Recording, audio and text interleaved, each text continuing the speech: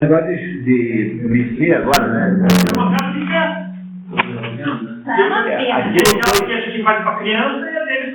Aquilo foi a única, o prédio em Curitiba que reflete o dinheiro do café. O café do café? Não, do café. Ah, era cafeiro, né? Era cafeiro. Porque quem se apropriou do dinheiro do café foram os paulistas. Então os paulistas foram para Londrina, né? Então eles ficou em Londrina e em São Paulo. Então Curitiba não conseguiu, a burguesia curitibana não conseguiu explorar o café. O café no Paraná é recente, né? 1930, por aí. Então o único exemplo em que uma burguesa de Curitiba conseguiu ainda ficar rico com café foi esse Guimarães, a família Guimarães, que mandou fazer o castelo lá do copiado. Depois o Lupion comprou. Depois o Lupion comprou. Depois houve lá aquele brole com o Canal 12 lá, ficou anos aquele negócio encrencado lá. E finalmente a família Lupion retomou. E agora transformaram num negócio de festa, né? Coisas. Você entrou lá, não? Já porque quando antes de ser Canal 2, eu morava lá, e a minha irmã, Denise, ela tinha, a melhor amiga dela era a Maria Luísa Gândara, que era a neta do Lupion, do Gândara. E a gente morava perto ali, né? Então eu vi aqui que ele tem um sótão, assim, onde há lá uns afrescos do Bacum. O Bacum andou lá morando na época lá, de favor, assim, e pintava o sótão. Que é a coisa mais bonita que tem lá, é isso.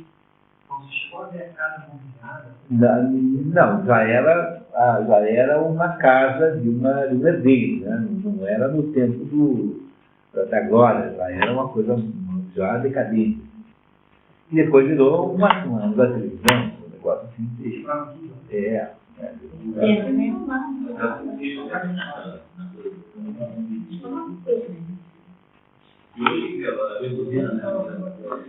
Viana como Zavatel, isso mesmo. É o quê? Bom, eu não me lembro de ter visto isso. Não era disso, né? Bom, vamos lá, pessoal. Os petrográficos e a felicidade. Quem é que está na vez? Vamos lá. O termo grego que indica o que nós chamamos de felicidade é eudaimonia. Originariamente, eudaimonia significava ter um bonzinho protetor, no qual se considerava que deveria morrer na próxima.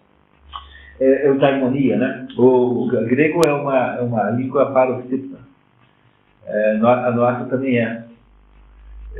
Então, o que acontece é assim, por exemplo, a estratégia, em grego fala estratégia, e quando se ouve alguém falar por aí estratégia, e também fala Mesopotamia, né? Só que essas palavras gregas, que são paroxítonas em grego, como estratégia, quando vieram para o português, vieram via o latim.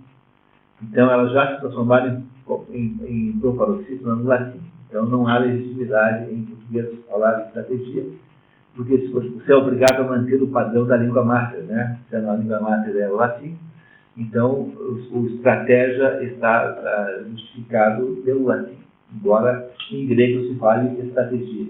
Hoje para de falar assim, mas quando aparecer alguém que falava assim, estratégia, vai aparecer estabilos.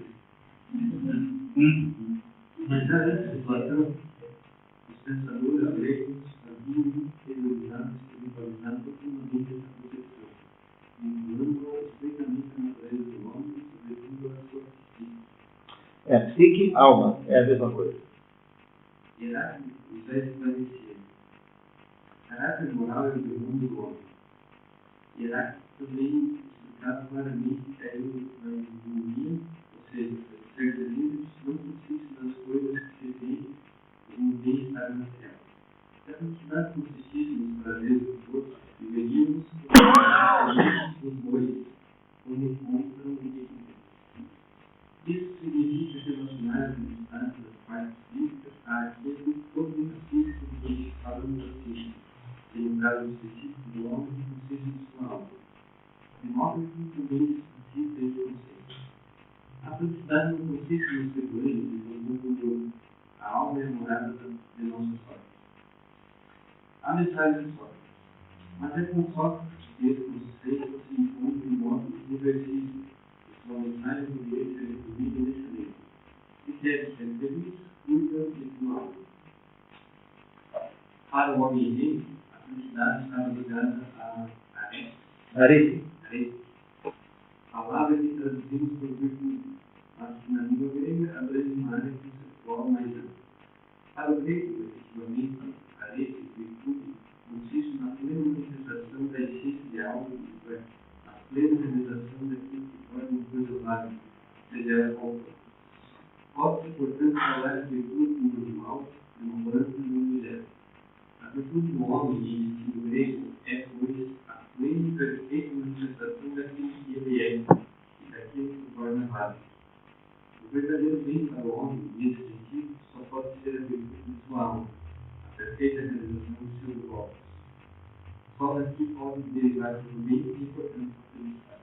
É por isso que os gregos diziam, sobretudo Aristóteles, que o homem mais realizado é o homem contemplativo, aquilo que se chama em grego de spoldaios. Spoldaios é uma expressão grega que significa o homem maduro. Então, o que é o homem maduro? O homem maduro é aquele sujeito que é capaz de contemplar o universo. Então, a ideia que está aqui por trás é que cada coisa é a felicidade, portanto, o objetivo existencial. Se eu seguir atingir o objetivo existencial, então o fogo é feliz quando queima, a água quando molha e o ser humano quando contempla. E o ser humano não encontrará felicidade apenas no ato de comer, no ato de sentir prazer. Isso não é felicidade. Essa ideia de que sentir prazer é uma coisa que é o objetivo final da vida é a ideia predominante no contemporâneo, e ela é ligada profundamente a uma matriz epicurista. Disse Epicuro, né, é o nome de um filósofo grego, e a Epicuro, essa expressão epicurismo é uma vida, é um estilo de vida voltado para prazeres. É isso, coisas agradáveis. Não é muito justo com o tal do Epicuro, não é bem assim, mas no fundo o Epicuro também, não que ele tenha grandes virtudes filosóficas, porque não tem, né? No fundo ele é o pai do materialismo moderno, com toda certeza. O sistema epicurista é um sistema materialista. E considerando que ele era contemporâneo de Aristóteles, né, a gente tem que imaginar, né, que grau de cadência pode ser existido para as coisas possíveis. Mas essa acusação que se faz aí, né, de que ele é uma espécie de defensor, advogado da farra, assim, é uma acusação injusta. Ele não achava isso verdadeiramente. Quando eu vi um livro que é resumido, ele era um aristocrata muito rico e ele gostava muito de coisas belas. Né? Ele se ocupava a vida, se ocupava na vida em coisas bonitas, belas, perfeitas. Né? E ele tentava passar isso, as pessoas tinham que se preocupar com isso. Ele é um pouco indevido essa fama, mas no caso ele tem a matriz básica do materialismo contemporâneo, toda a clareza. Bom, vamos lá, continuamos. Assim como o Sócrates diante de seus gregas, citando obviamente a apologia de Platão. A apologia de Platão é o livro de uma apologia. Apologia significa defesa. Tá? Então é a argumentação do advogado de defesa. Tá? Isso é apologia. Então, a apologia de Sócrates, né? Isso contada por Platão, que teria assistido o julgamento. Platão foi testemunha do julgamento. Então vamos lá, o que ele diz? Em comparação com os males que sei que são realmente malos, jamais ocorrerá eu mesmo cuido das coisas que não sei se são realmente boas. Isso que está falando é o Sócrates, né? Defendendo lá no tribunal. Portanto, mesmo se agora me fizesse a educar-se, não cedendo a mim tanto, que aliás considerava que ou não seria preciso, desde o princípio, trazer-me aqui, ou a partir do momento em que aqui estivesse, não seria possível deixar de me condenar à morte, afirmando que, se conseguisse evitar a condenação, imediatamente vossos filhos, seguindo os ensinamentos de Sócrates, sido corrompidos em tudo e por tudo. Contrariamente ao que ele afirmava, ele dissesse: Sócrates, não daremos crédito a ânimo e que faremos sair da prisão. Enquanto que não mais se ocupe dessas investigações e deixe de fazer o ministério. Pois se continuarem ligados a essas coisas, operarão. Então, só para entender a história, dois atenienses, o Mileto e o Ânimo, fazem uma acusação. Naquela época, um cidadão acusava o outro.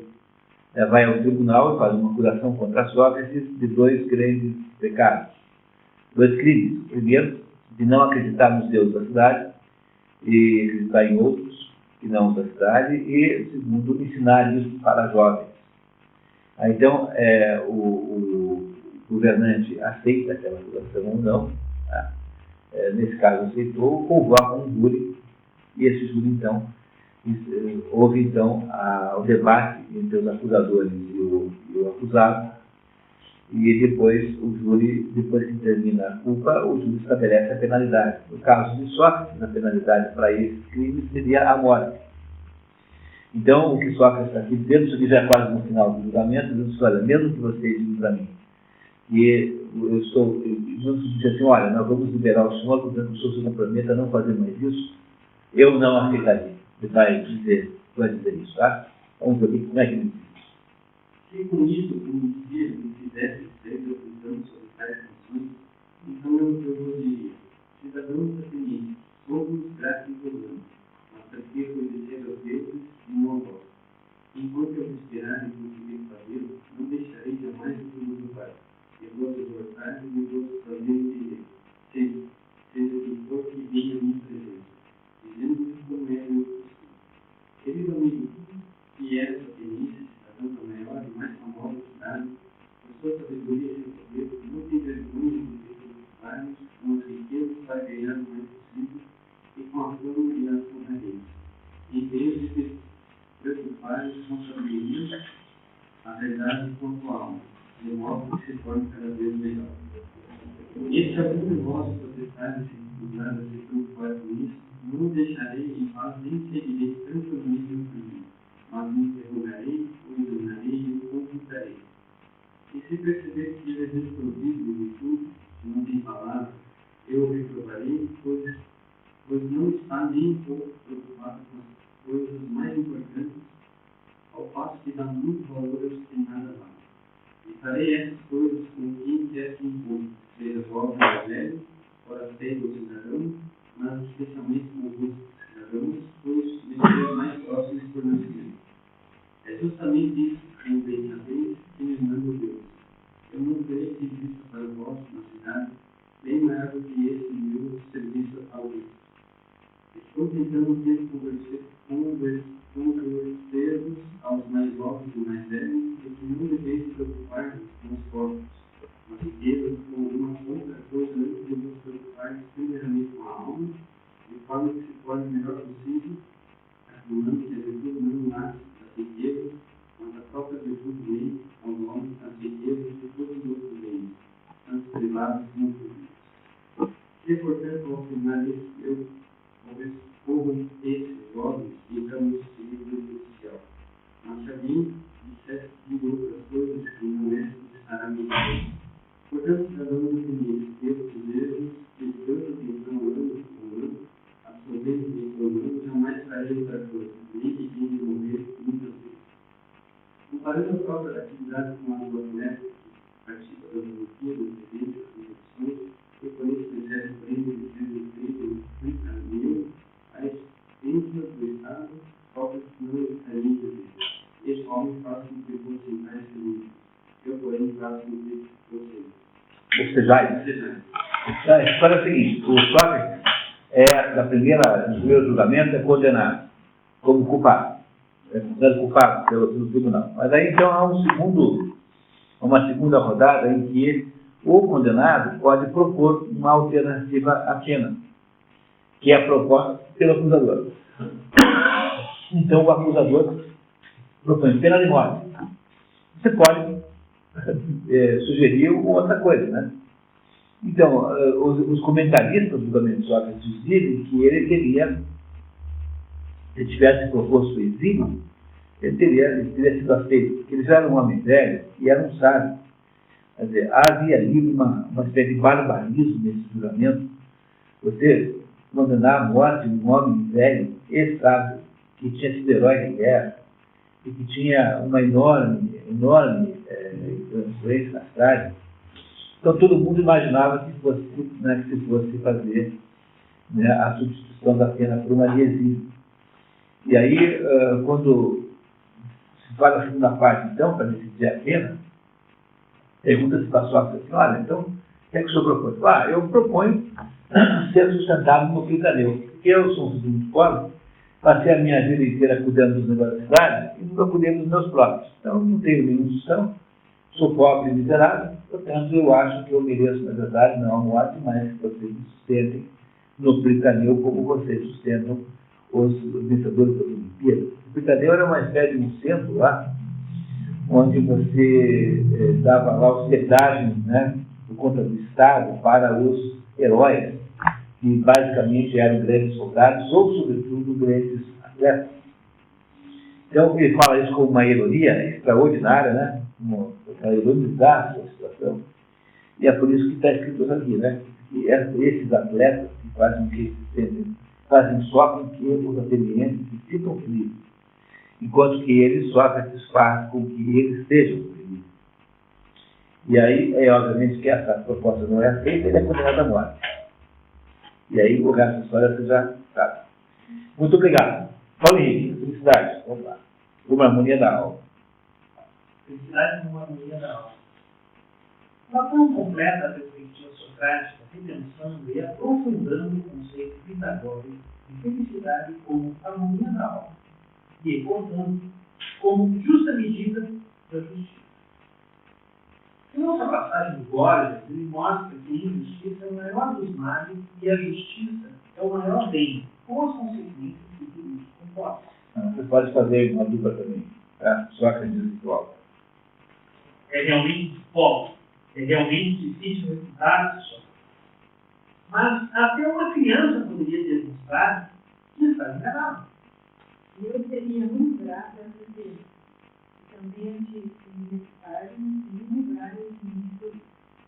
Por favor, não deixe de fazer o bem ao amigo. Para você, portanto. Para dizer a verdade, não há necessidade de recorrer aos fatos passados para refutar. Os fatos ocorridos ontem e anteontem são suficientes para refutar e para demonstrar que existem muitos homens que cometem injustiça e conflito. E quais são esses fatos? Conhece Aquilau, filho de Térgio? Não sabemos, não. Que reina na Macedônia? Não conheço, pelo menos ouço dizer. Julga que ele é feliz ou infeliz? Não sei, Paulo, eu jamais vi esse homem. Que diz? Só saberia se é feliz se não tiver feliz? Se tem encontrado, você tem encontrados com ele e não sabe? Por Deus, como que não? Evidentemente, tudo dirá tão pouco sabe que o grande rei é feliz. E estarei falando a verdade, porque desconheço a formação medrosa e grau de Porque toda a felicidade consiste nisso. Em minha opinião, sim, Paulo. Considero feliz o homem ou a mulher que são honestos e bons. O injusto é mau e infeliz. A felicidade não é isso. Não depende de que determinadas coisas sejam elas para a escolha. Mas é um modo de ser do homem que depende da consequência da maneira com que ele se relaciona com as coisas. A eudemonia consiste não no que você tem, mas no que você é. Aristóteles. A felicidade como contemplação. Aristóteles, por sua vez, esclarece na Ética Nicômanos. Esse livro é um livro fundamental. E Aristóteles, Nicômanos teria sido filho de Aristóteles. Sabemos que o pai de Aristóteles chamava-se Nicômanos. E também sabemos que ele teria tido um filho com o mesmo nome do pai. E esse, acha-se, né, interpreta-se que esse livro foi escrito para o filho. E é uma aula de ética. Né? É uma aula de ética. A palavra ética e a palavra moral são a mesma coisa. Não se dê ao trabalho de ficar fazendo diferença. Quem tentou inventar as questões Spinoza, mas não tem grande importância isso. No fundo, a ética ou a moral, a diferença das duas é que ethos é grego e mores é latim, mas no fundo é a mesma coisa, é a ciência, uma parte da filosofia que ajuda você a saber o que fazer. Por isso que é uma parte da filosofia absolutamente imprescindível, importantíssima, e que é metade da filosofia, quase, eu diria assim, né? Uma metade da filosofia. O que fazer? O que é que você deve fazer? O dilema moral, o dilema ético, é o dilema que estabelece a condição humana. Nós nunca sabemos o que fazer. Passamos o dia em dúvida sobre o que fazer. E é por isso que é preciso que alguém nos ajude. E é para isso que existe, portanto, uma função de instrumentos de fazer isso. E esse livro aqui explica muito bem esse conjunto de coisas.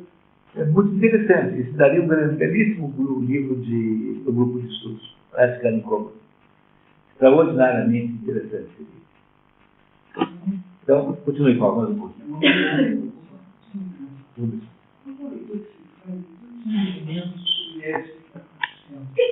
Exato. Então,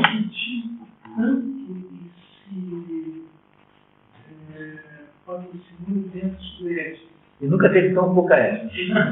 Era um paradoxo.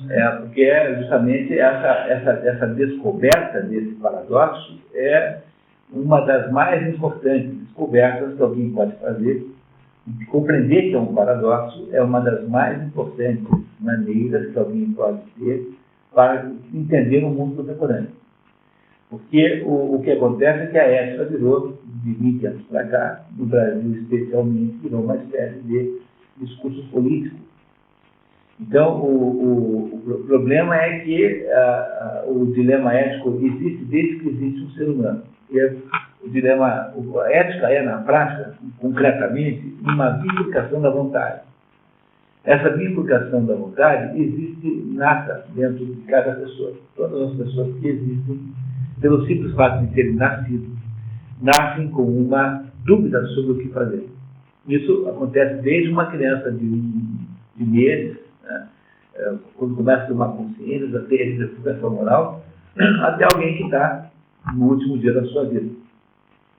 Então, a bifurcação da vontade que toda pessoa tem enseja a necessidade de uma abordagem filosófica do que é que se deve fazer.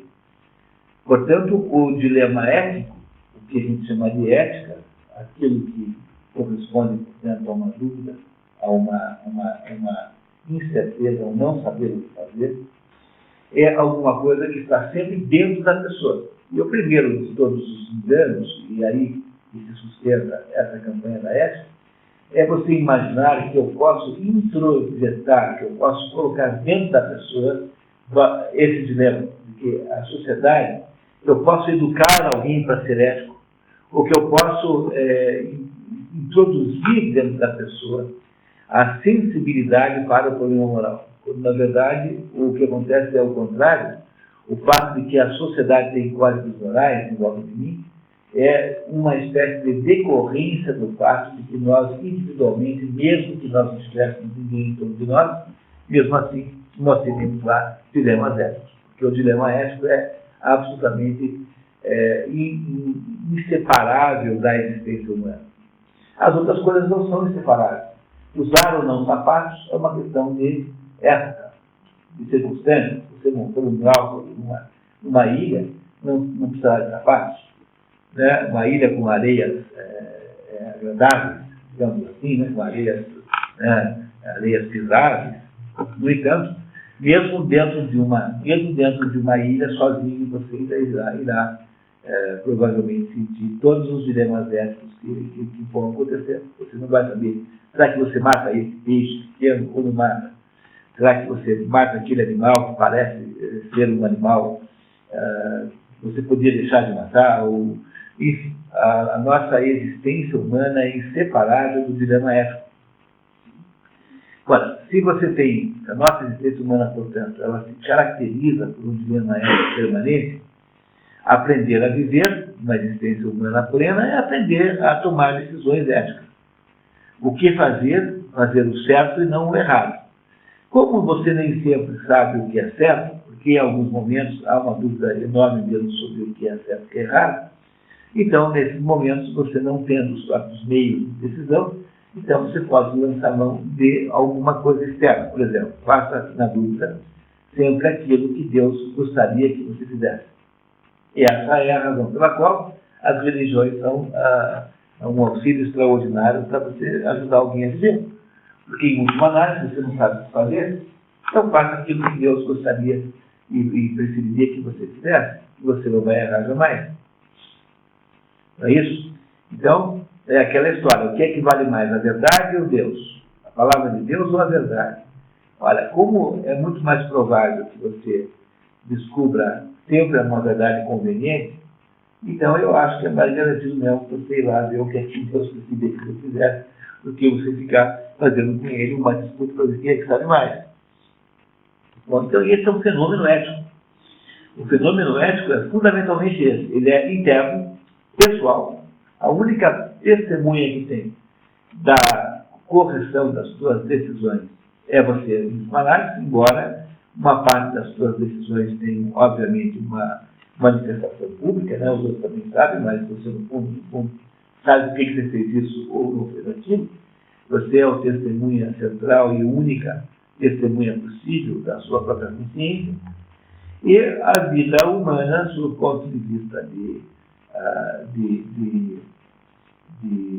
como é que se diria? A nossa vida humana, sob o ponto de vista da sua consistência, depende fundamentalmente de nós sabermos tomar decisões. No entanto, a partir de algum tempo para cá, a humanidade, sobretudo no Brasil, isso é um fenômeno mais brasileiro do que qualquer outra parte do mundo, tem sido assolado pela ideia de que é preciso melhorar a ética da sociedade. Então você tem dezenas de cursos sobre a ética nas empresas, a ética não sei o que do outro. Eu fui convidado semana passada a uma palestra, nem sei bem onde vem, marquei lá, sobre a ética do serviço público. Então, o que aconteceu é que, por razões que já explicarei, essa noção de ética, que sempre foi uma noção individual, pessoal e intransferível, passou a ter uma espécie de abordagem pública, como se pudesse haver éticas relacionadas com determinados aspectos da vida. Então, ética na empresa, ética no trabalho, ética no não sei das quantas, ética da natureza, ética não sei da onde, tudo, cada coisa dessas tem uma ética. Eu não sei, acho que até agora acabou o modismo, né? Mas até um pouco tempo atrás era impossível ter um congresso qualquer que não fosse metade sobre ética. Não se falasse metade das coisas sobre ética. Ética era uma espécie de assunto necessário. E a pergunta fundamental que se tem que fazer para entender o paradoxo é assim: como é possível que um assunto que já existia dentro das pessoas antes, as pessoas que sempre estavam vivas, a não ser nos casos de psicopatia extraordinária, eram todas pessoas com uma percepção de ética. É claro que você tem, no mundo contemporâneo, uns tipos que não têm mais consciência moral. O que é não ter consciência moral? É quando você perde completamente a noção do que é certo e errado. Torna-se indiferente. Quem é que é a figura literária que exemplifica isso? É um verso do estrangeiro, é o indivíduo que perdeu a consciência moral.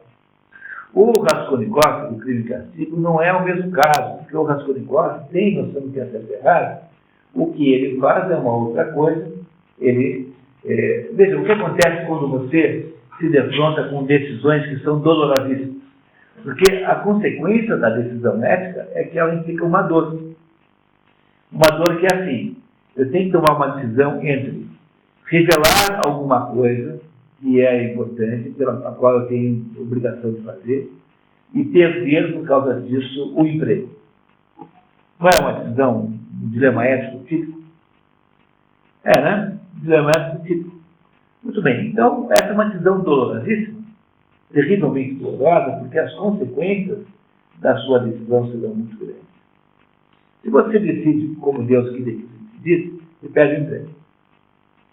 E se você decide contra a vontade de Deus, você vai produzir para você mesmo um inferno moral, uma espécie de ressaca permanente, uma espécie de culpa que vai acompanhar talvez toda a sua existência. Talvez você nunca mais se livre da autoacusação de uma coisa como essa. Então, o problema é que os dilemas éticos explicitam nada mais ou nada menos do que a própria agrura, a própria dificuldade da condição humana, independente de qualquer outra coisa. Portanto, viver é difícil, tomar decisões é difícil, é por essa razão que nós não sabemos o que fazer.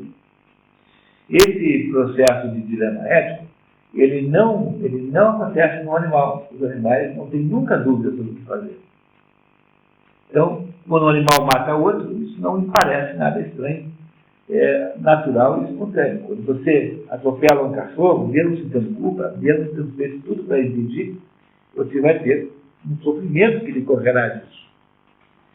Então, o problema todo é que o processo ético era um processo, o que nós chamamos de processo ético, era um fenômeno interno, pessoal, individual, íntimo do ser humano, e o que ajudava você a descobrir, a obter ajuda para resolvê-lo, sempre foram as religiões, basicamente as religiões, porque as religiões têm um código ético. Então, há um código de conduta cristão, há um código de conduta muçulmano, um código de conduta judaico e assim por diante. As religiões sempre estabeleceram uma espécie de conjunto de referências. Tanto é que quando Moisés desce no Monte Sinai, ele traz o quê? Traz os 10 mandamentos. Os 10 mandamentos são o quê? São regras de conduta. São regras de conduta, mas não são as regras de conduta apenas porque alguém autoritário quer que você seja aquilo, mas são 10 maneiras de se conduzir para você não perder a sintonia com o cosmos. Ou seja, para você não romper com a ordem cósmica e, portanto, continuar de alguma maneira sintonizado com Deus. Esse é o sentido dos 10 mandamentos. Então, o que é os hadiths, né? Os hadiths que são aqueles regras muçulmanas, são também métodos de conduta. Então, manual de instruções do ser humano que não sabe bem o que fazer, porque ser humano não é Deus.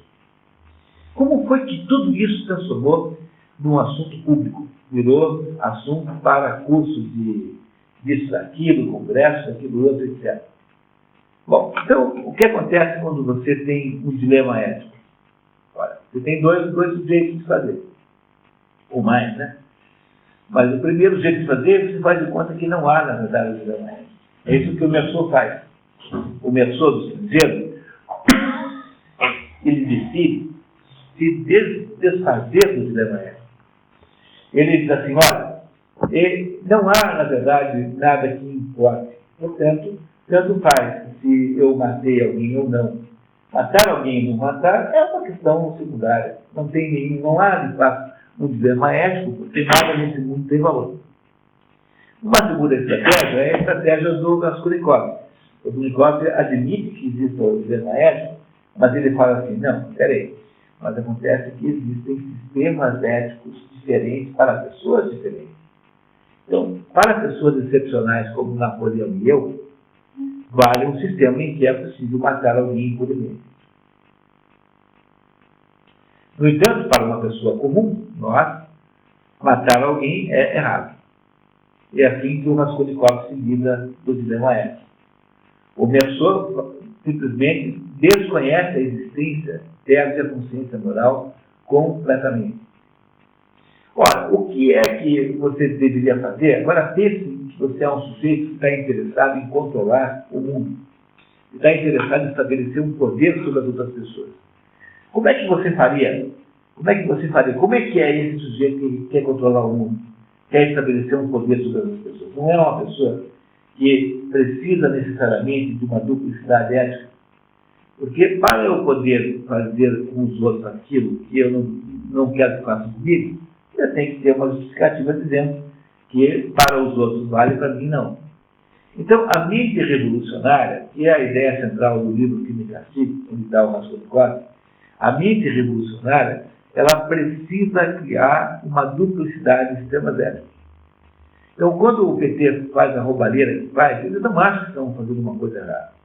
Eles acham que é uma coisa natural, porque eles, afinal de contas, estão incumbidos de salvar o Brasil. Isso a parte baixo clero, né? Porque o Lula não acredita nisso, ele está fazendo o dinheiro dele. Mas a turma de baixo, o militante, acha que é viável. Então, esses militantes todos do PT não acham anormal que tenha acontecido uma questão de crime de todos os tipos. Por quê? Porque eles existem dentro de uma ambiguidade ética, que é achar que você precisa que um pedaço da sociedade pode e o outro não pode. O objetivo é o nome, todo fim é grave. Muito bem, mas para você poder fazer isso, para que você possa, né, para que você possa produzir uma ação em que a sua duplicidade moral seja aceita, para que o Merceau, para que o Raskolnikov possa existir, é preciso que todo o resto seja o Merceau. Porque só pessoas que perderam a ideia do que é bom, que é certo e errado, por exemplo, quando eu digo para vocês que um sistema que tem uma dupla moralidade, em que uma coisa é certa para um e não é para outro, quando eu digo para vocês isso, vocês não automaticamente percebem que isso é errado?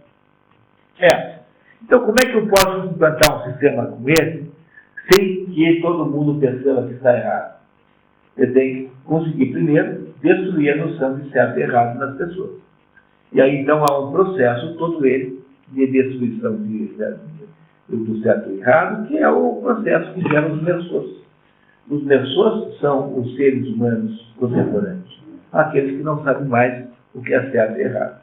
Como eles não sabem mais o que é certo e errado, tornou-se possível, factível e mesmo, além disso, muito aconselhável, que você reprograme a cabeça das pessoas com um código novo de certo e errado, e essa é a razão pela qual existe essa campanha da moral e da ética, permeando todas as coisas. Só que agora, o novo código que vai ser colocado na cabeça dentro do Merceau, para desalienar o Merceau. O Merceau é um sujeito sem consciência moral. Para que eu possa reprogramar o Merceau agora, para que ele possa saber o que é certo e o que é errado, então agora eu produzirei um conjunto de valores que eu chamo de ética e moral, mas que no fundo são apenas um mero reflexo de um determinado plano ideológico. Então, o que eu faço? Eu convenço as pessoas que o rico é mau e o pobre é bom. Eu convenço as pessoas que o homem é agressivo e mau e que as mulheres são vítimas dos homens. Eu convenço as pessoas que elas são criminosas potencialmente, ou seja, que todo mundo é mais ou menos criminoso, e na hora em que todo mundo é criminoso, todo mundo é potencialmente punível, porque a punibilidade depende da consciência da culpa. Então, somos todos criminosos, confessos, réus confessos, e crimes imaginários que nós nunca fizemos. Então, por exemplo, eu posso facilmente engandelar todo mundo dizendo que os brancos que são hoje aqui, né, que vivem hoje, são responsáveis pela escravidão. E eu posso, então, inventar um jeito de usurpá-los dos seus direitos legítimos e méritos. Tá? As pessoas, os filhos, nossos filhos, embora tenham notas melhores que os pretos, terão que ceder o lugar para os pretos, porque, afinal de contas, somos todos criminosos de alguma maneira. Estão compreendendo? Tá? Então, o movimento que se faz de ética em todos os assuntos, ética na medicina, ética não sei aonde, ética não sei onde você olhar tem um negócio desse. Você abre o jornal do Povo, naquela página de cursos que tem todo dia, tem lá algum curso de ética de alguma coisa. A ética de não sei o quê. Tem a ética médica. Então, o que acontece? Você tem que... É apenas uma maneira de transferir para pessoas cuja noção de certo e errado está extremamente abalada, noções de certo e errado de acordo com um determinado plano ideológico. E as pessoas fazem isso com uma ingenuidade, com uma boa vontade, comovente, é uma coisa tão terrível. Mas as pessoas se prestam a todo tipo de barbaridade. O problema central é que ninguém precisa de curso nenhum para saber o que é certo e errado. E você aprendeu isso, sabe? Você sabe que matar um cachorro de propósito é errado, Você sabe que roubar é errado. Todo mundo sabe isso. Apenas pelo fato de ter vindo de uma família, você sabe isso. Basta ter tido um exemplo da sua mãe, da sua avó, do seu pai. Você não precisa de para o Instituto Ético de ensinar o que é ética concorrencial.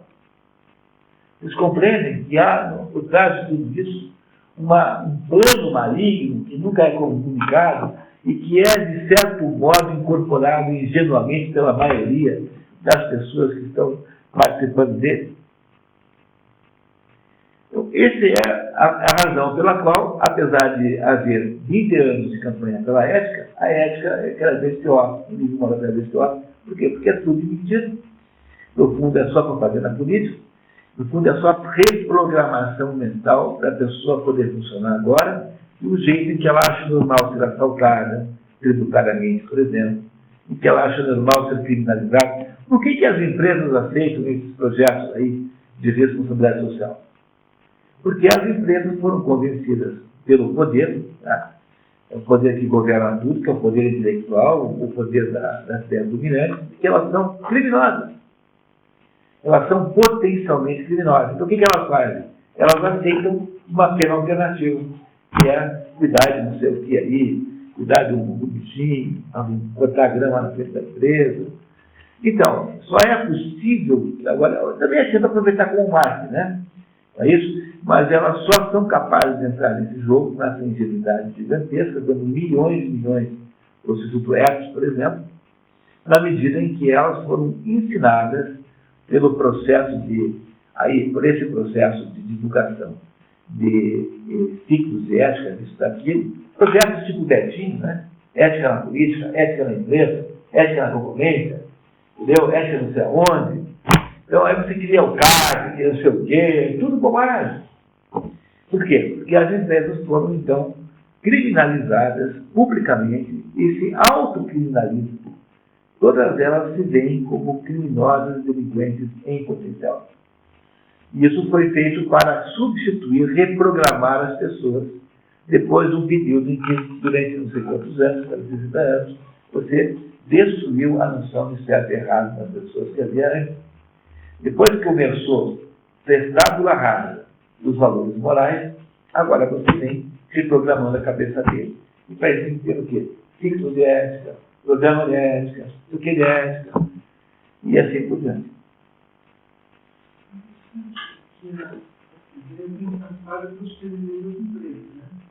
Por isso, algo que era do fórum espiritual, religioso, mudou a organização, os presidentes inovaram isso, em discussões pragmáticas. É importante que pode fazer ética, fazer excesso, porque qualquer erro vai macular a marca, e a marca vai ter milhões. Então, uma vinculação dentro do raciocínio rasa necessária do espiritual e cai com pragmatismo. Olha, eu não perdi milhões, jamais estou fazendo isso. Porque alguém fez uma coisa errada na empresa. Então, por favor, não faça nada errado, porque a empresa na marca e as nossas ações nos Estados Unidos serem preservadas. Só que, se você for uma análise, discussões. A empresa, pragmaticamente, elas entram nessa história toda porque elas perceberam que estão sendo chantageadas. Então, o que faz alguém que é chantageado? Você, de todo modo, entra no jogo. Deixa-se de chantagear, né? Mas, no fundo, o que fará a Volvo ser uma empresa com viabilidade econômica é que ela faça os melhores caminhões possíveis, ao melhor preço possível. Então, nada irá substituir esse fato, porque, no fundo, a noção, o que faz a empresa fazer sentido, é o fato de que ela faz bons sapatos. É o que Santo Agostinho descobriu. Santo Agostinho sempre conta essa história, uma história preciosa, eu não quero. Uma vez, quando reclamar com o Santo Agostinho, que ele tinha mandado lá fazer um par de sandálias lá num sapateiro ateu. Lá na Rua da Arte, onde ele morava, né? E aí ele disse, olha, a obrigação do sapateiro é fazer bons sapatos. Então, o problema é que, no fundo, em última análise, a excelência do produto e do serviço é que faz a empresa fazer sentido. Tem que ler a Ética Nicômaco para entender isso na sua plenitude. Agora, o que acontece é que algumas empresas acham que vão substituir aquilo que fazem mal na fábrica por um processo de relações públicas ligado a essas coisas aí. Mas não é uma ideia empresarial, acho que eu precisava explicar isso. Essa esfera de ética não é uma iniciativa empresarial. Isso é uma iniciativa do ambiente intelectual que gerou um processo de criminalização das empresas e agora elas têm que mostrar que não são criminosas. Tem que mostrar um serviço de olha, nós não somos os monstros, insensíveis, exploradores. Olha, eu pude ter esses escoteiros aqui. Eu tenho aqui um sistema aqui de cuidar dos cachorros aqui que estavam na rua. Eu arrumo 4 grama. Eu tenho a creche do tal que eu resolvo. Eu faço não sei o quê. Então, essas empresas, então, agora, para se defenderem, para não se tornarem, agora sim, né, mandadas para a prisão, porque é o mesmo processo que faz com que alguém aceite prestar serviço à comunidade no lugar de ir para a penitenciária. Então, as empresas, para não irem à penitenciária, elas então prestam serviço à comunidade. É pela alternativa mesmo. Mas só é possível compreender isso do ponto de vista de um fato consumado, que é o convencimento que foi feito de todo mundo, que todo mundo é criminoso. Todo homem heterossexual branco é um criminoso. Nos Estados Unidos, se for um homem heterossexual branco, você está morto. Porque você certamente é homofóbico, certamente você é machista, certamente você bate em mulheres e você assedia os seus filhos sexualmente. E você, então, é, em princípio, culpado. Mas se você não quer ir preso, você tem que fazer o marketing contrário. Então, você tem que ir lá fazer alguma coisa, como entrar num grupo de, como eu já vi acontecer, um men's support group. Então, os americanos se reúnem lá para falar dos seus sentimentos, que estão sendo uma coisa tão ridícula que vocês não imaginam o tamanho. Um negócio assim, lamentável, ridículo. Homens adultos, assim, conversando sobre os seus sentimentos que foram ofendidos. Isso tem algum sentido no processo, tá? Eu suspeito que quer ter alguma espiritualidade, vai fazer a missa. Agora cria uma sociedade de homens, assim, temerosos e extremamente na defensiva contra os ataques que são feitos contra eles. Então, todo filme de Hollywood tem, hoje em dia, alguma criança que é assediada pelo pai. É sempre um homem heterossexual, meio assim, agressivo, que é culpado disso. É como se desejasse criar um padrão de homem equivalente ao do Woody Allen. Se o Woody Allen fosse um modelo masculino que Hollywood quer criar. Mas veja, mesmo o Woody Allen não funciona assim, né? Acabou tendo lá, né, casando com a enteada. Aí você tem as empresas são criminalizadas, os homens são criminalizados, e assim por diante. Os velhos são criminalizados, os jovens em relação aos velhos, os adultos em relação às crianças, e você tem todos esses estatutos que vão aparecendo por aí, apenas meios de criminalizar as pessoas para poder o quê? Aumentar o poder do Estado. Então, o problema todo é esse fato, quer dizer, e quem é que produziu no Brasil, especialmente, quem produziu no Brasil? O fenômeno da ética não é brasileiro, mas ele aqui foi extremamente forte, porque um partido de esquerda, que é o PT, usou isso como instrumento de chegar ao poder. Ele usou isso como uma espada, como uma arma para chegar ao poder. E aí, então, você vê que tudo começa mais ou menos no tempo do Betinho, quando o Betinho inventa aquela campanha contra a fome, né? E aí a campanha contra a fome é associada rapidamente à ética na política. E é isso que elege o PT. E o PT, depois de ter feito 20 anos disso, demonstra ser o menos ético de todos os partidos. Mas apenas para provar a tese que eu estou aqui dizendo. No fundo, trata-se apenas de propaganda. E que não tem nenhuma realidade em si, de fato. Mas funciona na prática. E é por isso que nós, como nós não temos a menor ideia do que está acontecendo nisso, a gente vai continuar tendo audiência para tudo quanto é curso de ética disso daquilo. Na verdade, não há uma ética empresarial. O que tem é ética pessoal, ética humana. Não há uma ética médica, tá? Há uma ética do médico. Né? O médico não pode revelar, por exemplo, a doença dos pacientes por aí. nomes a partir da sua doença. Tradição é uma questão específica ao indivíduo. É o indivíduo que está sendo, aí, nesse caso, o agente do dilema ético. Então, quem é que dirige a empresa? Não é uma pessoa? Então, se essa empresa vai tomar a decisão de vender 900 gramas por quilo, essa é uma decisão que é tomada por um indivíduo. Portanto, não há um problema ético empresarial, há um problema ético do diretor, do executivo que toma a decisão. Vocês compreendem isso? Quer dizer, qualquer coisa acima disso é meramente uma espécie de estratagismo político para criminalizar as empresas, para torná-las todas criminosas, para poder haver, então, aí, a possibilidade de controle estatal sobre elas. Mas é a maior armadilha do mundo. Aí, no entanto, tudo quanto é empresa, olha, você vai ver o Sudoeste de São Paulo. Quanto você acha que o PIB brasileiro contribui com isso? 40%. Enquanto o Instituto Liberal não conseguiu sobreviver em São Paulo. Não tinha nem que pagar o telefone e o aluguel para secretário. No entanto, as empresas brasileiras dão milhões e milhões e milhões para coisas como o Instituto Ético, essas coisas.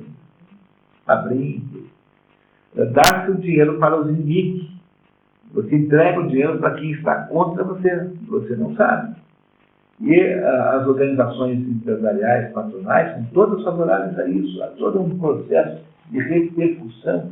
Toda a associação comercial mais ou menos boa tem lá o prêmio da responsabilidade social da empresa. Toda tem. Ninguém tem a menor ideia do que está fazendo. E também, pior é que não adianta falar nada. É impossível contar. Porque vocês não prestam atenção, porque nós temos aqui uma relação aqui de longa data. Mas se eu for dizer isso em qualquer ambiente empresarial genérico, ninguém vai dar a mínima de uma coisa dessa. Eu faço a minha obrigação, que é contar. Agora, estou aqui, exatamente como a Cassandra, também sujeito à mesma maldição. A Cassandra recebeu o poder de Apolo de fazer a profecia do que ia acontecer, e ela vai lá e conta com o pai dela, né? Porque ela é filha de Príamo, que era rei de Troia. Príamo foi quem sequestrou, não, foi o pai, né, que sequestrou a Helena. Mas o Príamo era o rei de Troia e ela fala para o pai, olha, pai, os gregos vão botar um cavalo com soldados aqui dentro da cidade, que ela sabia prever, né? E ela não foi excluída por ninguém, porque Apolo, como deu a Cassandra o poder da profecia, também deu a ela a maldição de nunca ser ouvida. Isso é assim na espécie humana, em inúmeras situações. E esse é o problema central. Um dia, talvez o pessoal descubra, não sei quando, eu faço a minha obrigação de contar. Aristóteles, Vamos lá?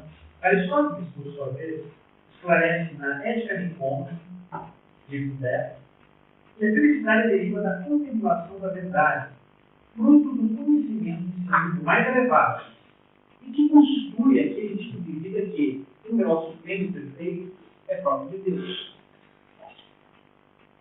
Se reconhece que a atividade do intelecto se distingue por dignidade na medida em que é uma atividade teorética, se não visa nenhum impulsionamento em si mesmo, se não trazer mulher própria, desconstruir para identificar a atividade, se, enfim, em conexão com essa atividade, manifesta-se o fato de ser autossuficiente, de ser uma espécie de lazer, de não produzir cansaço, o tanto que é possível a um homem e o tanto que se atribui ao homem feliz, então, por consequência, esta será a perfeita felicidade do homem, quando abranger toda a duração de uma vida, uma vez que não há nada de completo entre ele e a mas uma vida como essa será demasiado elevada para o homem, pois ele não viverá assim como o homem, mas na medida em que há nele algo divino. E quanto mais esse elemento divino supera a variada natureza humana, tanto mais sua atividade supera a atividade, conforme a outro tipo de virtude. Portanto, quanto mais divino for a pessoa, maior é o tamanho da contemplação. Né? E quanto menos, menor. Então, isso ajuda a compreender que, embora as castas não fossem um conceito comum dentro da cultura grega, que é assim, é natural que alguém da quarta classe tenha uma vida menos contemplativa do que tem um branco. Mas essa é justamente a separação, a razão pela qual eles são diferentes, né? Sim, portanto, comparado ao homem, o intelecto é uma realidade divina, também a atividade segundo o intelecto será divina em comparação à vida humana. Mas não se deve dar crédito aos que aconselham o homem, por ser homem e imortal, a limitar-se a pensar coisas humanas e mortais. Ao contrário, à medida do possível, precisamos nos comportar como se fôssemos imortais e fazer de tudo para viver de acordo com a parte mais nobre que existe em nós. De fato, embora sua massa seja pequena, seu poder e seu valor a tornam muito superior a todos os outros. E ainda, continua. Assim, a atividade de Deus, que se sobressai por sua beatitude, será contemplativa e, por conseguinte, a atividade humana, que é mais assim, será a que produz a maior felicidade. Comprova-o o fato de todos os outros animais não participarem da felicidade por serem totalmente desprovidos de criatividade. Para os deuses, de fato, toda a vida é feliz, ao passo que, para os homens, o é na medida em que eles competem na semelhança qualquer com aquele tipo de atividade. Ao contrário, nenhum dos outros animais é feliz, porque não participa de nenhum modo da contemplação. É por isso que eles não sorriem, né? Os animais não riem, não sorriem. Né? Ri? Em consequência, quando se amplia a contemplação, também se amplia a felicidade. E os que se dedicam mais à contemplação também são mais felizes. Não por acaso, mas justamente em virtude da felicidade. Porque ela tem valor em si mesma. Consequentemente, a felicidade será um fome. Maravilhoso, né? Trecho perfeito, maravilhoso. Pessoal, pequena introdução para pequeno detalhe de língua portuguesa. Em português tem a palavra com C, S, E, tem duas pronúncias. Essa aqui, ó. Antigamente, escrevia assim, antigamente você tinha duas maneiras de escrever essa palavra. Escrevia assim, C, escrevia assim, si, escrevia com I. Aí, numa dessas reformas ortográficas, aí unificaram as duas, mas continua na pronúncia sendo assim. Então, quando é conjunção adversativa, por exemplo, se chover, não vou. Tá? Então, quando é conjunção adversativa, a gente tem que falar como se fosse I, tá? Embora escreva com E. Tá? Antigamente escrevia com I também, depois eles mudaram isso muito malfadadamente. Assim. Então, o C, que é reflexivo, pronome reflexivo, continua a ser. Então, aqui no começo, ó, tá? Então, é assim, ó. Se reconhece, tá? Se, porque é adversativo, tá? Se reconhece. Quando é reflexivo, quando é pronome reflexivo, então é se, tá? Ele se incomoda. Se ele não se incomodar, eu vou roubar um biscoito do prato dele. Se ele não se incomodar. Então, o se é o quê? Quando é isso, tá? Quando é isso, em inglês, então é sempre com pronúncia de I. Em português, até pouco tempo, escrevia isso com I. Você vai ver nos livros mais velhos, esse si é com I, tá? Mas a pronúncia continua mantida com si, como se fosse I, tá? Si. Então, se ele não se incomodar. Conjunção adversativa. O nome dessa entidade, si. Mas escreve como é, tá? Embora seja, o pronúncio seja assim. Tá, obrigado. Tá? Gostaram desse trecho? Maravilhoso, né? Esse trecho de Aristóteles. Maravilhoso. Bem bonito. Aqui, para fazer um comentário curioso, na ética de Aristóteles, é apresentado nesse texto que demonstra que existe um padrão ético ideal. A ética não é relativa, não é existe um padrão universal, permanente. No entanto, quando a gente lê o livro A Política, ele diz que não existe um governo ideal, um sistema ideal, que muda de acordo com... Não, mas então tá, eu acho que essa é uma questão bem importante, tá? Então, quando você quer projetar a ética na política, são coisas que não têm a mesma... Tá, então só cuidado, tá? Porque aí a gente o que não pode fazer é confundir Platão com Aristóteles. Porque o Platão é tipicamente o sujeito que acha que isso que nós chamamos de bem, a ética é fazer o bem. Isso existe uma espécie de bem ideal, que muitas ideias, que esse é o modelo que nós devemos seguir. Mas o Aristóteles, ele nunca começa por aí, ele vai sempre do contrário. Então, o que o Aristóteles faz? Ele pega e olha para os governos que existem. Então, ele vai lá, tem um governo sei lá onde, na Mesopotâmia, lá na Terra, um governo na cidade de Atenas, um na cidade de Ítaca, um na cidade de Esparta, um na cidade de sei lá onde, Tebas. Ele colecionava constituições.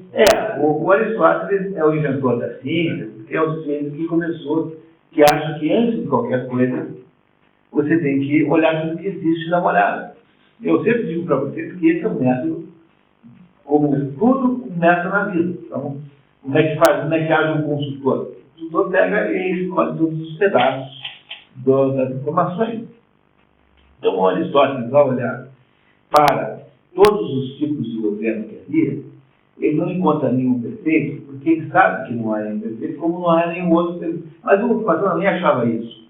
Platão acha que o branco do sapato da Vaida não é o branco verdadeiro. É uma tentativa de produzir um branco ideal, que não existe nesse mundo concreto. Então, o que acontece com Aristóteles? Ele tenta depois pegar todos os governos que existem e classificá-los de alguma maneira. Será que esses governos pertencem à família de governos? E ele descobre, então, que tem lá, de repente aparece um que é metade de um jeito, metade do outro.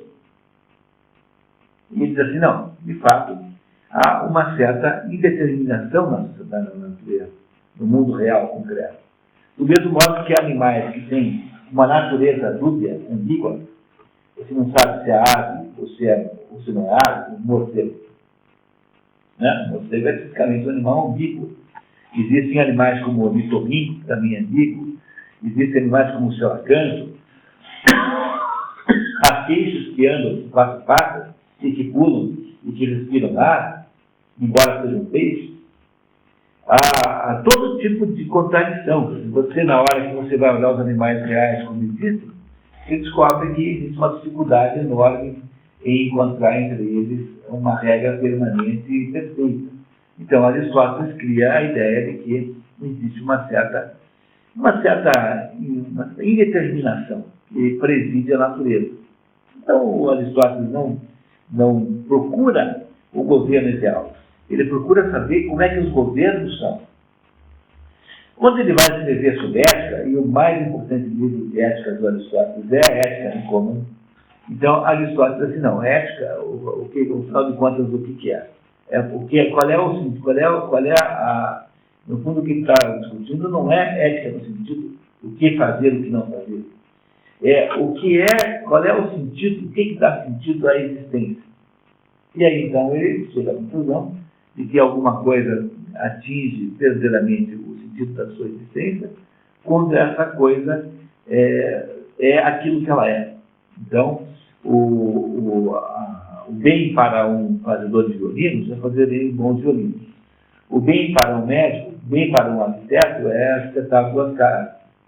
E o bem para um ser humano, genericamente, é contemplar. E quanto mais esse homem for contemplativo, mais ele estará perto do bem final. Ou seja, para Aristóteles, a noção de bem não é uma noção de referência ao modelo, mas é uma noção de potência versus ato.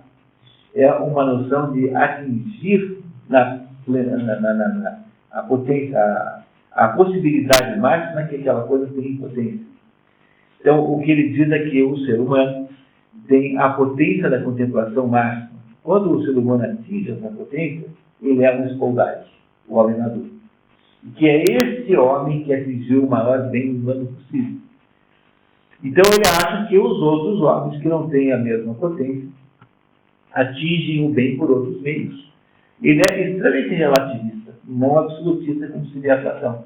Para Platão, todos estariam abaixo daquele modelo ideal que existe em algum lugar que não é aqui, no mundo concreto.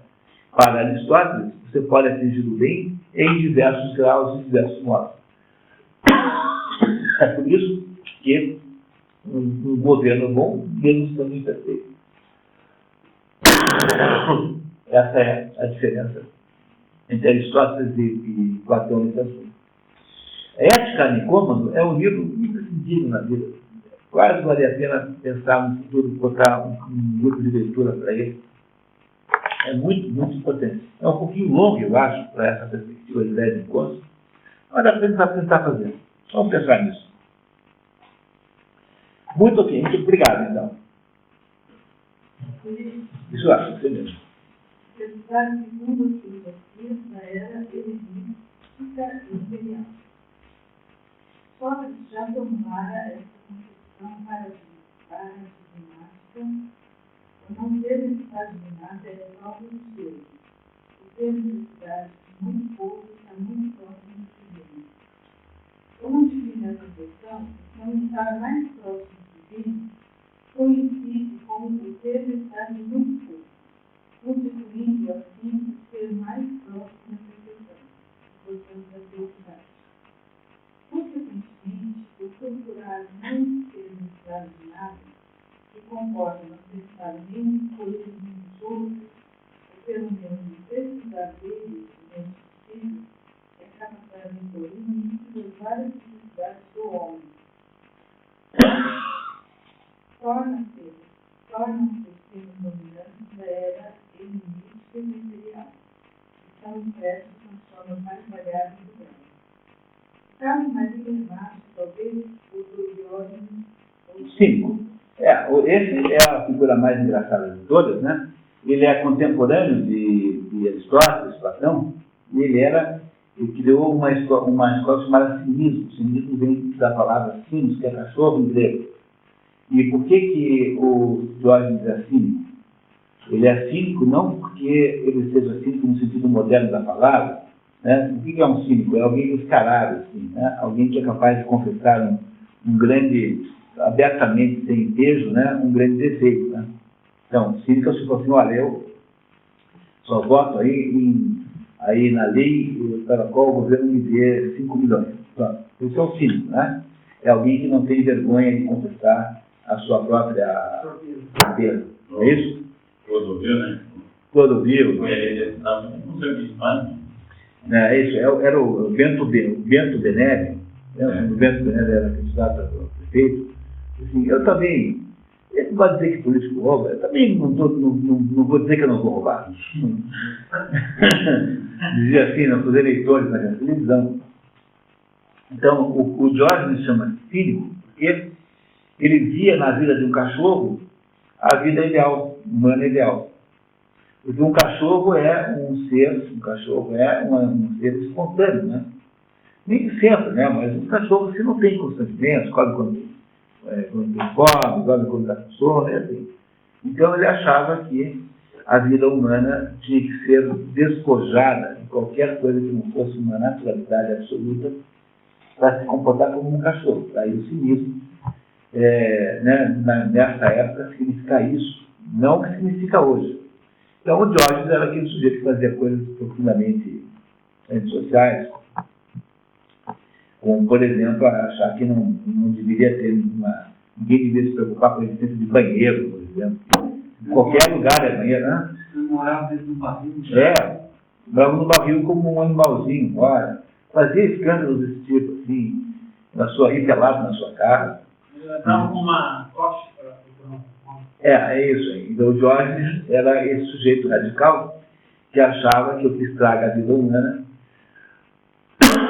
é uma série de frescuras, botar roupa, ir ao banheiro separadamente, de modo discreto, não arrotar na mesa. Tipo o José Celso Martinez Correia. Acho que ele é o filho, ele não tem problema nenhum com isso, né? Então, ele achava, então, né, que é isso mesmo, que o homem devia se despojar dessas bobagens e viver de modo natural, assim. Deixar crescer a unha, entendeu? Tomar banho, para quê? Bobagem e tal. achavam que essas coisas são todas falsificações da verdadeira humanidade e achavam, então, que não se precisa ter nada, né? Nada, zero. Então, ele teve um momento lá, na hora que a briga vai, em que ele está fugindo da cidade, e aí perguntam, embora só com a roupa do corpo, assim, ou citando, né? Mas, Jorge, você não vai levar nada, todo mundo carregando uma carrocinha, né? Vai lá, não. Você fala assim, omnia mea ne concordo, que em latim, né, foi utilizada essa expressão, significa tudo que é meu, leva comigo. Omnia mea ne concordo. Tudo que é meu, leva comigo. Então, essa é o exemplo do sujeito que tenta filosoficamente resolver esse problema. Tá? Filosoficamente, ele tenta resolver isso. Ele não quer imitar a pobreza de Jesus, como faz, por exemplo, São Francisco. São Francisco quer imitar a pobreza de Jesus. Ele não. Ele quer apenas se desvincular das máscaras humanas, que são roupa, bons modos, essa coisa toda. E a expressão cínico, que não tinha sentido negativo na época dele, passou para a modernidade como sintoma, como uma expressão que relata assim, um sem vergonha. Muito bem. Em vida, Diógenes Laertes relata a coisa de Heródoto. Um dia, Diógenes estava tomando sol crânio. Chegou a Alexandre e disse, peça mesmo se quiser. E Diógenes respondeu, deixe-me meu sol. Isso, só não quero que você... Está vendo? Está dando sombra aqui. Então, por favor, saia da frente. Talvez sai da frente, eu estou pegando bronze. É isso. Então, esse Diógenes é muito engraçado. É uma vida de escândalos. Mas é um modelo, digamos, por outro lado, um modelo extremamente primário. Porque não é uma posição verdadeiramente consistente. É uma espécie de rebelião infanto-juvenil, um pouco assim, infantilizada contra o mundo. É coisa de adolescente que não quer mais tomar banho. Está vendo adolescente que não quer tomar mais banho? Né? Não toma banho porque ele acha que tomar banho é convenção social. Não, isso é coisa de adolescente, né? Então o Diógenes não é alguém para ser levado a sério, tá? Eu não se transforme com ele, não tem nenhum conteúdo filosófico. É apenas um chato, assim. Tá? É, por aí. É o Martinez Correia, lá, como o Paulo Henrique muito bem disse. Quer dizer, o Martinez Correia acha que é uma coisa super teatral e artística colocar atores se masturbando no palco. Entendeu? Assim, acho super teatro, super teatral. Assim. Entendeu? Basicamente essa ideia. O filósofo científico não sabia o que fazer com o incomensurável poder da destino. Bastava-lhe naquele momento o sol, o elemento mais natural, está à disposição de todos. Ou melhor, bastava-lhe a profunda convicção da inutilidade ontológica de todas as coisas que o poder ou o superpoder humano podem dar. Epicuro, por sua vez, chegou a apresentar um fato hierático dos traços brasileiros e estabeleceu uma teoria segundo a qual os espíritos faziam somente os cidades naturais e necessários. Porque por sua natureza, os fazeres tão naturais e não necessários não têm limite. São como poços, ossos sem fundo, que aumentam suas urgências produzidas justamente quando são satisfeitos. E por isso torna o homem feliz. Aquele que não se contenta com o que é suficiente, não se contenta com nada. E o homem contemporâneo parece mesmo decaído nessa espécie de susto mortal. Não se faz jamais suficiente usando por um pouco. Consequentemente, experimenta-se a crescente situação de que nada mais é suficiente. O homem de hoje é sempre assim.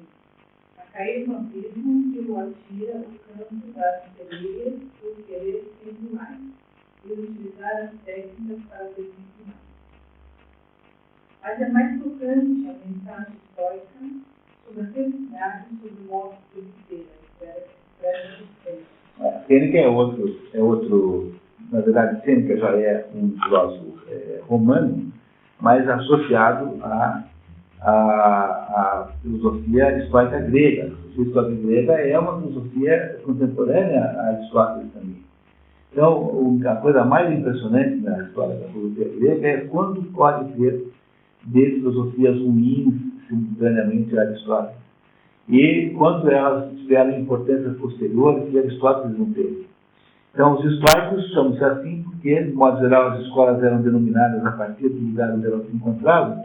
Então, o Epicuro é chamado de jardim, porque ele tinha lá um lugar onde ele dava lá a filosofia, que era um jardim de Epicuro. Ou a academia de Platão, porque era numa propriedade lá que tinha sempre um certo acadêmico. Aristóteles era o Liceu, porque também pertencia a um certo Ulisses, uma propriedade ligada à ideia das pessoas do certo Ulisses. E o estoicos significa, estoicos é o nome do portão, que é o portão. Então o pessoal se reunia lá numa entrada de Atenas. Então os estoicos já têm uma visão também de restrição. Aí é cuidado com o Giovanni Reale, porque o Giovanni Reale aqui tende a ter uma visão de historiador. Ele não insiste muito nas hierarquias das filosofias. Então, ele não nos ajuda a perceber o quanto Aristóteles, quanto aquele texto que acabamos de ler, é muito, muito melhor, só aquele texto, do que todos os textos, do que todo o estoicismo, de todo o ceticismo, do que todo o epicurismo e o Diógenes juntos. Né? Então, isso o Giovanni Reale não nos ajuda a entender, porque ele tem uma espécie de viés de historiador, para quem há sempre um valor em todas as coisas. Para o historiador, a história do maior maníaco do mundo pode ser objeto de livro, pode escrever um livro de 1.200 páginas sobre um serial killer cruel, um livro novo, completo, porque afinal de contas eu estou apenas querendo registrar aquilo, né? Não, é isso. Então tomar cuidado aqui, porque não há equivalência, tá, de tamanho. Continue, por favor. Quer deixar tudo aquilo que é inevitável que seja resultado, pois tudo faria para obter coisas que não se pretendem e voltar a ser um outro bem. Qual é ele? Um ser livre, sensível, puro, mesmo de Deus, capaz de elevar-se acima de coisas humanas e por todo o seu bem em Deus. É do animal racional. Qual é, pois, o bem sentido? A razão perfeita, conduz à paz do fim. Faz com que progrida o mais possível. Deve considerar-se feliz com toda alegria na cena do seu íntimo. Quando, vendo as coisas que nos poupam, anseiam, guardam, sem invocar nada que não te prefere, mas não pouco quer. Dar-te-ei uma pequena regra que servirá para variar e para perceber que já alcançaste a perfeição. Possuirás o bem quando compreenderes que os homens felizes são os mais infelizes. Aquela história do sujeito que fica com inveja de todo mundo que tem mais alguma coisa do que ele, né? Então tem aquela piada antiga, né, do sujeito está na praia, assim, o pessoal na praia vendo aquele iate passando, né, no horizonte, né? E o pessoal da praia fala assim, puxa, mas como eu queria estar naquele iate lá, nessa hora, né, tal, iate maravilhoso. E o pessoal do iate está lá dizendo assim, mas como eu queria estar naquela praia agora, nesse momento, né? Então, há pessoas que passam a vida invejando os outros pela aparência de felicidade material que os outros têm. Então, você pode ter certeza que você foi invejado muitas vezes na sua existência já por pessoas que interpretaram, corretamente ou não, como você tendo uma vida materialmente falando melhor do que a vida dos outros. É muito difícil que alguém inveje a sua inteligência, a sua bondade, a sua honestidade, de modo geral, inveja essas suas coisas. Né? Muito mais provável que se encontre alguém que está inveja do seu automóvel do que alguém que acha que você é um sujeito assim, com uma elegância, como se vestir, qualquer coisa. Tá? Então, quando a pessoa inveja você, não é a sua competência em escolher a roupa, o gosto, digamos, mas é o preço do terno, entendeu? É a aparência do preço do sapato. E é por isso que os novos ricos nunca são elegantes, porque o fato que eles podem comprar coisas bonitas não os transforma em pessoas bonitas. E a pessoa, então, é capaz de usar uma roupa velha, uma maneira elegantíssima, sem precisar de dinheiro nenhum para fazer isso. Mas o problema é que o novo rico sempre inveja o patrimônio, o material do outro. E essa inveja da matéria é a mais importante inveja de todas. É a inveja do imposto de renda, que quer saber se os seus sinais externos de riqueza coincidem com as suas declarações econômicas, né? A sua realidade econômica. Você não uma vez que o sujeito chegou a alguém, falou para o Olavo. Não, você disse que uma vez o Olavo falou, como diz? O sujeito que o carro falou pro meu que ele será feliz. Não, essa história é assim, tem uma história em pagar. Eu não posso contar personagens, não posso mesmo. Então, é assim, o Olavo vai jantar com um homem riquíssimo. E aí vai lá fazer lá, Olavo de Carvalho, né? Vai lá perguntar se ele não quer fazer lá, visitar uns livros lá que ele achava que eram muito bonitos. Aí o sujeito começa a falar com o Olavo, não, então, como era sobre filosofia, né? Os livros falaram, então, espera um pouquinho, deixa eu ensinar para você o que é filosofia. Então, o Olavo, tá? Então, filosofia é o seguinte, filos, zófilos. Então, filo é amigo só com sabedoria. Eu preciso dar uma aula de filosofia para o Olavo de Carvalho. Aí a conversa meio que acabou, né? Eu perguntei, Olavo, vem cá, já aconteceu com você isso, né?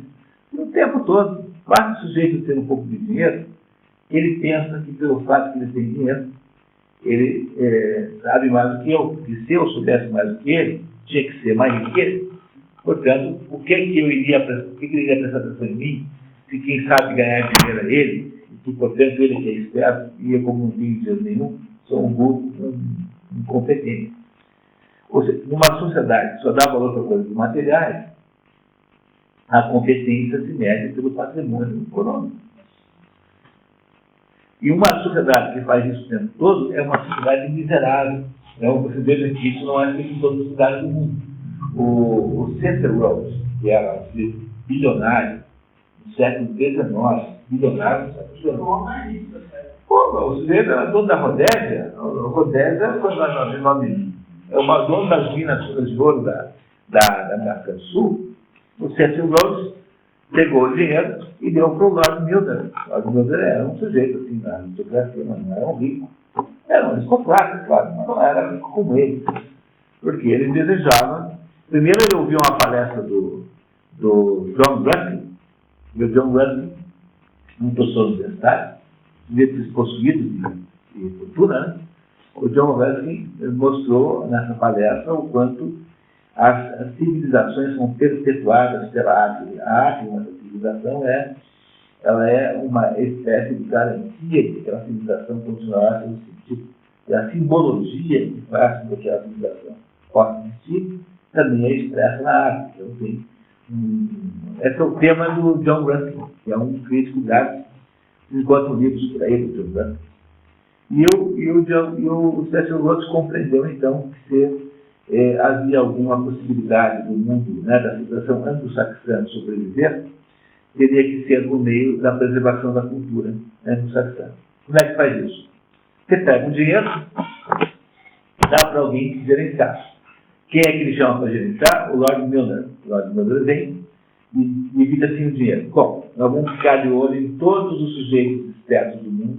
Quando tem um jovem brilhante, a gente vai lá e dá uma bolsa de estudo para ele. Vai estudar onde? Numa universidade cujo conteúdo nós controlemos. Então, quem é que, por exemplo, bolsista Rhodes? O Bill Clinton. Bill Clinton é bolsista Rhodes. Nós temos que pegar uma parte do dinheiro e financiar jornais para que esses jornais mantenham, né, viva a cultura anglo-saxônica. E assim, por meio desses estratagemas, todos claros, óbvios e públicos. Está tudo escrito em documentos. Não tem nada de secreto. Você vai mantendo a cultura anglo-saxônica viva. Mas o Cecil Rhodes, que entendia de mineração, ele sabia que não era ele quem sabia como fazer, era o John Ruskin que sabia como lidar com o assunto da sutileza intelectual. Então, durante toda a história da humanidade, o sujeito que tinha dinheiro sabia que ele tinha, de certo modo, uma inferioridade com relação ao mundo. Isso foi durante toda a história da humanidade assim. O sujeito que tinha dinheiro, mas ele sabia que ter dinheiro era uma espécie de consolação para alguma coisa maior que ele não tinha, que era competência, verdadeira inteligência.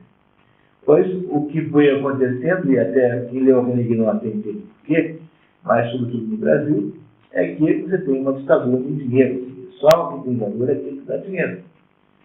E que, portanto, aquilo que não gera dinheiro de alguma maneira é benefício, é secundário, é bobagem, é coisa de chupador de nuvem, de necilibar, gente que passeia pelas nuvens.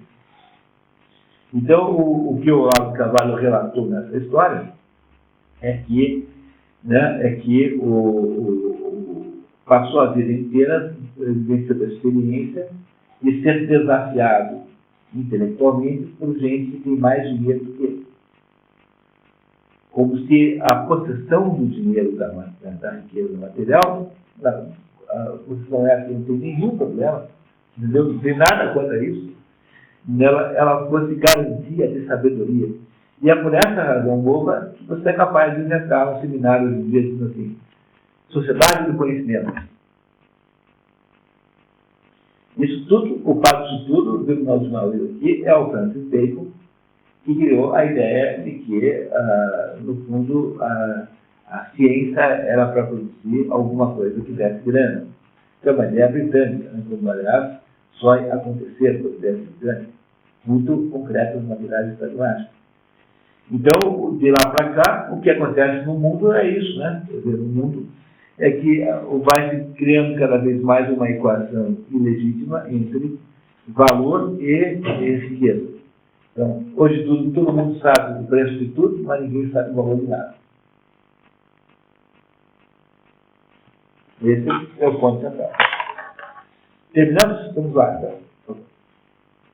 O místico Plotino chegará a dizer, elimina todas as coisas. Minério. Esse é o livro mais importante do Plotino. É justamente esse o segredo que precisamos definir. O caminho que entramos com uma cultura fundamentada na prática e na tecnologia e que passa pela busca de limitar o bem e o estar material. Ameaça levar-nos ao fim contrário, para que cada vez mais ouvimos o risco de não ser mais. Não ser mais. Há um trade-off, né, como se diz em inglês, entre essas duas coisas, de ser e ter. E há um livrinho do Buber que lida com esse assunto diretamente. É um livro interessante. Não vamos terminar, né? Provavelmente. Esse é o sexto, né? Acho que é. Se quiser, vai chegar no capítulo 6. É verdade. Temos um pouquinho atrasado. Não tem problema, tem. Eu queria propor para vocês de pular o próximo, que é um capítulo muito ruim. Muito ruim relativamente aos outros. Tá? Que é esse da difusão da violência, que eu sugiro que vocês leiam isso aí em casa, sozinhos. Não é um capítulo de todos os mais fracos, tá? De todo o livro. E na próxima vez nós passaríamos direto para o capítulo, ele é até bom, longo, que ajuda aqui, né, a gente apenas da forma que nós temos um maravilhoso. Então iríamos na próxima vez para o capítulo 6, 131. Estaríamos só um atrasado aí. Aí a gente vê, e daí no começo se alguém tiver alguma questão. Isso, tá? Então eu queria propor isso, que a difusão da violência é um capítulo fraco, tá? Então a gente se livra dele e passa já para a próxima vez. E aí comigo a gente mais ou menos ganha um pouquinho de pé. Mas também tem o seguinte, se a gente não conseguir ler até o fim, não tem a menor importância, porque afinal o objetivo não é esse em primeiro lugar, mas é entender o que está aí dentro, né? O que está aí dentro que é imprescindível entender. Então, coisa antiga. Buber. Então, apenas para dar os dois, reforçar, né, que quem tiver na sexta-feira tempo, e quiser ouvir o Luiz Gonzaga de Carvalho, lá na Aliança Francesa, falar sobre o aniversário de Paris, não custa nada, é só aparecer. Não apareçam às 7 horas, porque talvez não deve ter mais dar. Eu apareço lá por 6h30, 6h40 no máximo. Fica ali na rua Presidente Moraes, no centro, entre Augusto Celtas e José Marim. É uma coisa informal, dura muito pouco tempo, não é para passar a tarde inteira, né? A noite inteira. E quem tiver vontade de, no sábado, ir lá ver o Atividade Nebuloso, eu vou fazer enquanto lá.